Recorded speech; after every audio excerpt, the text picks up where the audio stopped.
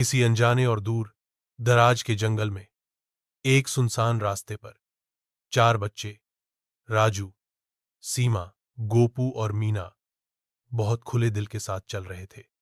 उनकी उत्सुकता उन्हें जंगल के भीतर एक अनजानी जगह की ओर ले गई, जिसे गुप्त जंगल कहा जाता था। इस जगह के बारे में गांव के बुजुर्ग भी बस कहानियां ही सुनाया करते थे।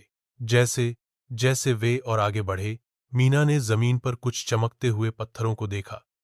वे पत्थर वास्तव में रंगीन क्रिस्टल थे। राजू ने एक पत्थर उठाया और उसे ध्यान से देखा।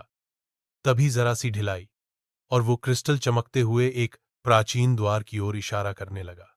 बच्चों की जिज्ञासा का कोई ठिकाना नहीं रहा और वे उस द्वार की ओर बढ़ने लगे। द्वार पर पहुंचकर उन्होंने देखा कि वह बंद था और उस पर कुछ पहेलियां लिखी हुई थीं। गोपू, जो रहस्यों का मास्टर था, ने चुटकियों में उन पहेलियों को हल कर दिया। जैसे ही उन्होंने सही जवाब बोला, द्वार धीरे धीरे खुलने लगा। द्वार के उस पार उन्होंने जो देखा वह अद्भुत था। एक खूबसूरत सुनहरा वाटिका, जिसमें चिड़ियों का चहचहाना, फूलों की महक और निर्मल हवा थी। राजू और सीमा उस वाटिका में खेलने लगे, जबकि गोपू और मीना ने उस जगह की ओर खोज शुरू कर दी। वे जल्दी ही वाटिका के बीचों बीच एक सुनहरा मंदिर पाते हैं, जिसमें एक सुनहरी मूर्ति थी।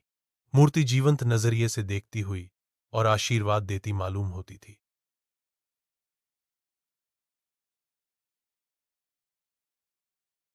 एक गहरी आवाज उनके पीछे से आई, तुम चारों ने इस जंगल का रहस्य सुलझा लिया है।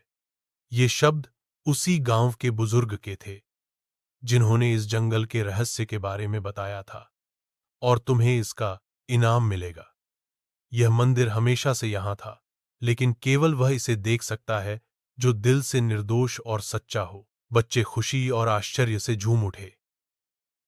बुजुर्ग ने आगे कहा, इस गुप्त जंगल का खजाना तुम्हारा है, पर इसके साथ एक शर्त भी है। तुम्हें इस जंगल और इसके रहस्यों की रक्षा करनी होगी। चारों बच्चों ने हामी भरी और खुशी खुशी अपने घर वापस चले गए, जहां उन्होंने अपनी अद्भुत यात्रा और नवीन मिशन के बारे में सबको बताया। जंगल और मंदिर का रहस्य उस दिन के बाद से किसी के लिए भी रहस्य नहीं रहा, लेकिन उस वाटिका के जादुई रहस्यों का आनंद उठाने का अधिकार केवल उन्हीं बच्चों को था, जो दिल से निर्दोष और सच्चे थे।